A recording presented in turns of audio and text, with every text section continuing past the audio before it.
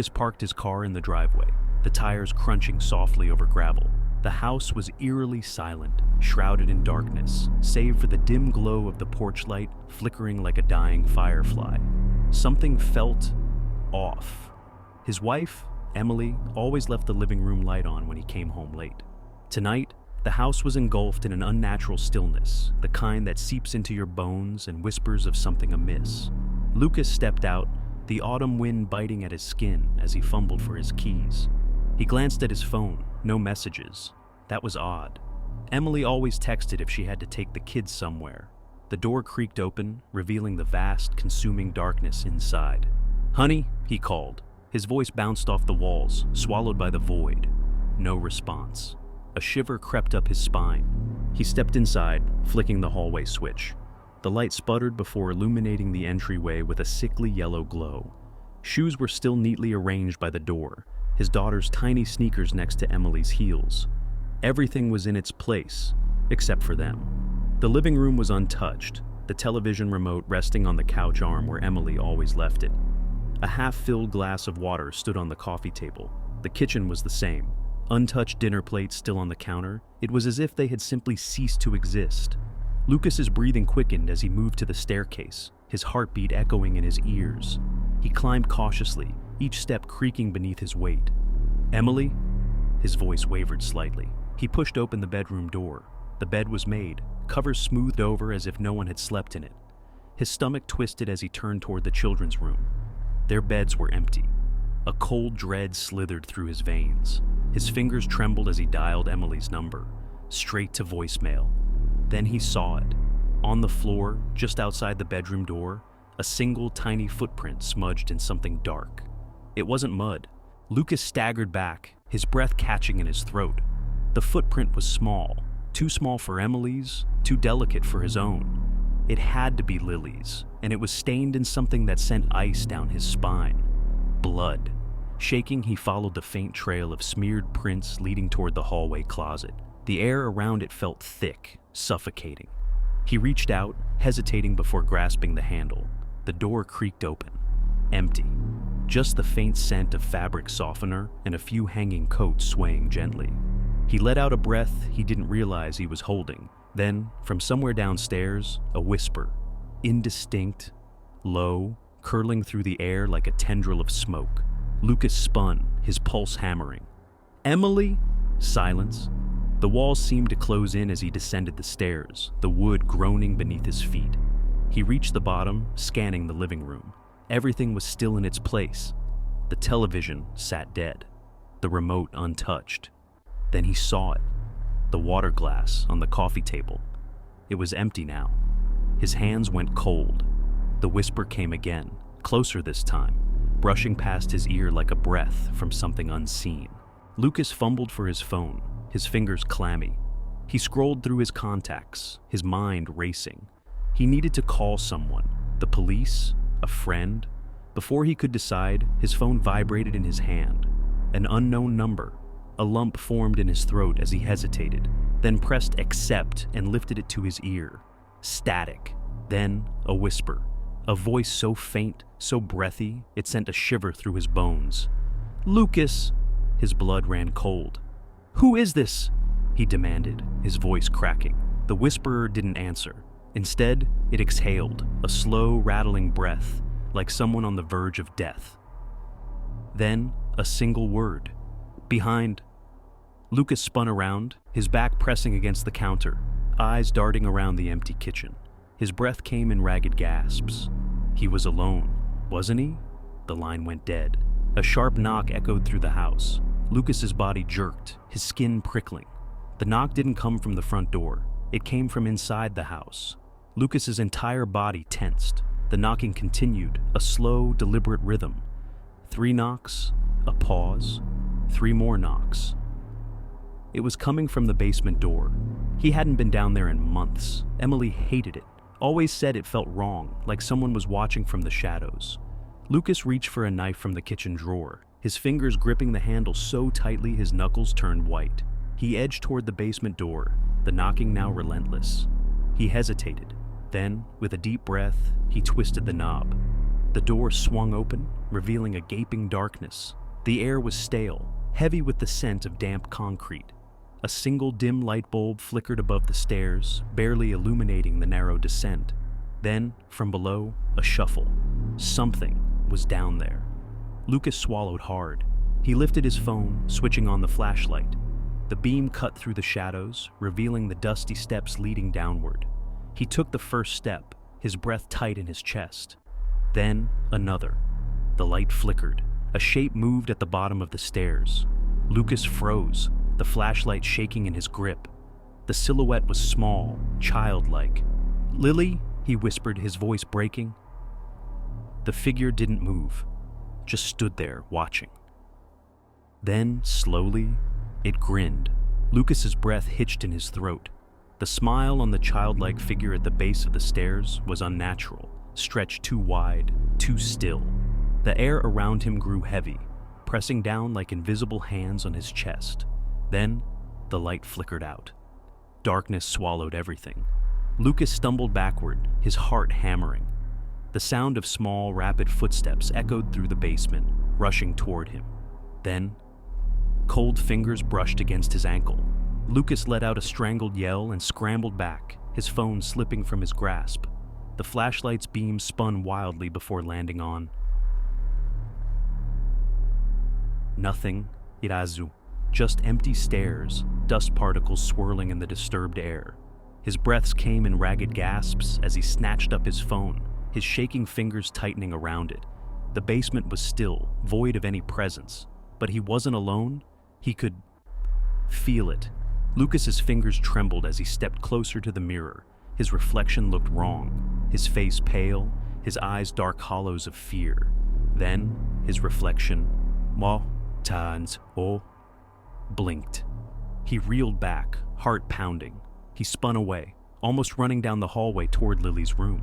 He had to find something, a clue, anything that explained what was happening. The door to Lily's room was ajar. He pushed it open slowly, the hinges groaning like an old wound reopening. The room was exactly as it should be. Pastel walls, stuffed animals neatly arranged, the scent of baby powder still lingering in the air. But her bed. The covers had been pulled back, the sheets were soaked. Dark, wet stains spreading across the mattress. Lucas's breath hitched as he stepped closer. It wasn't water, it was blood. A scraping sound filled the air, like tiny nails dragging across wood. He turned sharply toward the closet. It was open.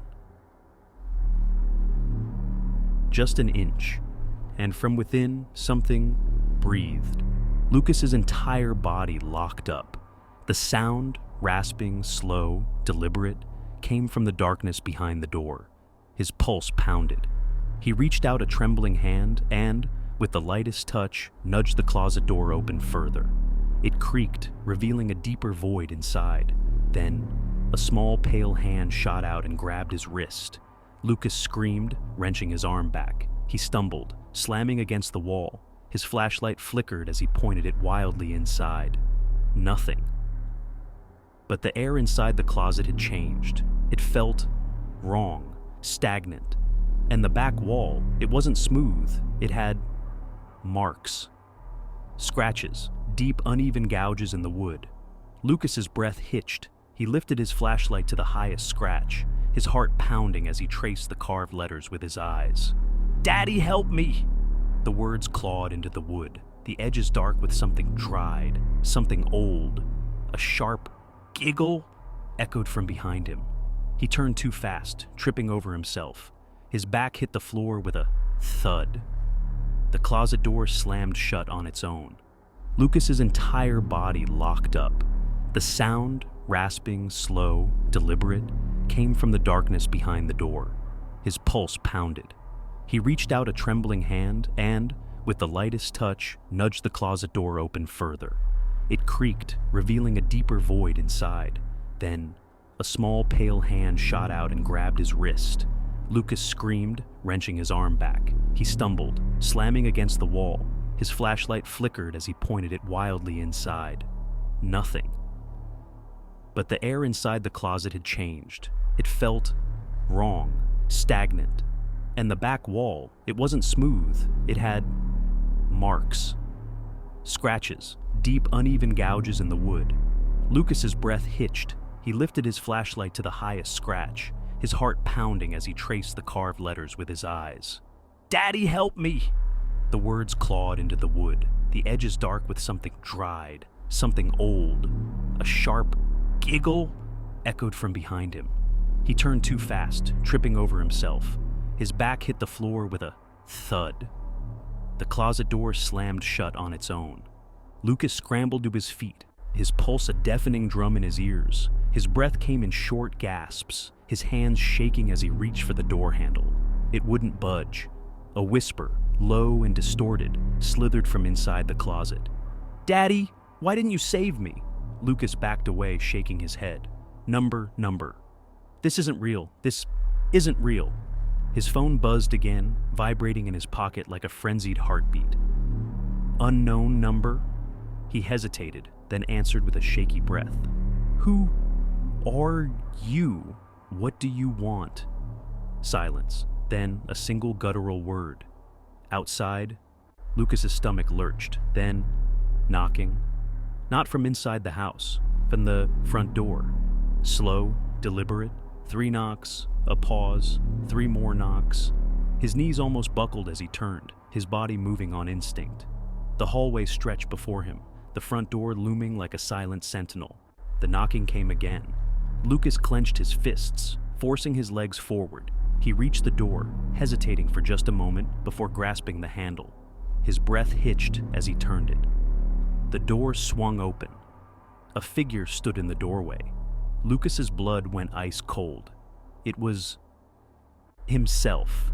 Lucas's breath hitched. The figure standing in the doorway was an exact copy of him. Same clothes, same tousled hair, same expression of shock. But the eyes, they were wrong, too dark, too empty. Like twin voids sucking in the dim light from the hallway. Lucas staggered back, his hands trembling. "What the hell are you?" The other Lucas smiled. The corners of his lips stretched too far, skin pulling unnaturally over his jaw. "I am what's left." The voice was his, yet not. Distorted, layered, as if multiple voices spoke at once. Lucas's stomach churned. This wasn't possible. This thing wasn't real. He turned to run, but the door slammed shut behind him. A cold, bony hand gripped his shoulder. Lucas wrenched away, stumbling into the living room. His breaths came in ragged gasps. The lights above flickered, dimming as shadows curled into the corners of the walls. He spun toward the mirror near the fireplace. His reflection wasn't moving. Lucas's mouth went dry as he lifted a shaking hand. The reflection did nothing. Just stared back at him with those same empty black eyes. Then its lips curled into a slow, crawling grin. "Why did you leave us, Lucas?" The voice oozed from the mirror, dripping with venom. Lucas choked on a breath, his pulse hammering in his ears. I didn't..." The reflection tilted its head at an unnatural angle. Crack. The sound of bones snapping echoed through the room. Lucas recoiled. "No, this isn't real." His reflection stepped forward. Out of the mirror. The walls groaned. Pictures rattled. The house trembled, the air thick with an unseen force. Lucas stumbled back as the shadowy version of himself stalked closer, head still tilted at that impossible angle. Then the voices began. Not from one direction, but from everywhere. Whispers slithered from the walls, from the floor, from the ceiling above. Sobbing, screaming, laughing. Lucas covered his ears, but the voices burrowed into his skull. "Daddy, help me. Why didn't you save us? You left us. You left us to die." His vision blurred. The air felt thick, suffocating, alive. The thing, wearing his face, lunged. Lucas hit the floor. Hard. The impact knocked the breath from his lungs. Hands wrapped around his throat, ice cold, fingernails digging into his skin. "Let go!" he gasped, struggling. The thing grinned wider. Its eyes was its endless black voids. Then, flames. A sudden burst of heat engulfed the house. Walls peeled, furniture ignited, smoke curling through the air like grasping fingers. Through the haze, Lucas saw them. Emily, Lily, standing in the doorway, their figures wreathed in smoke. Lucas jolted awake. Cold sweat drenched his skin. He was on the floor of his house. No fire, no screams, just the soft hum of the refrigerator, the distant hoot of an owl outside.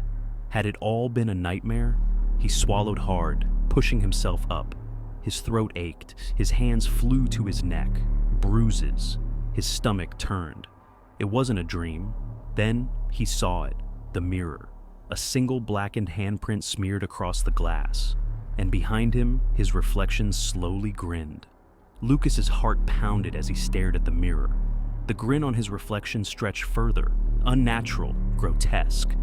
"What do you want?" he whispered, his voice barely audible. His reflection tilted its head sharply. The glass around it cracked. "You know what you did, Lucas." Lucas shook his head violently. No, I don't. This isn't real." The reflection stepped closer, but Lucas didn't move. It reached up, pressing its palm against the other side of the mirror. The glass bent inward. Lucas staggered back.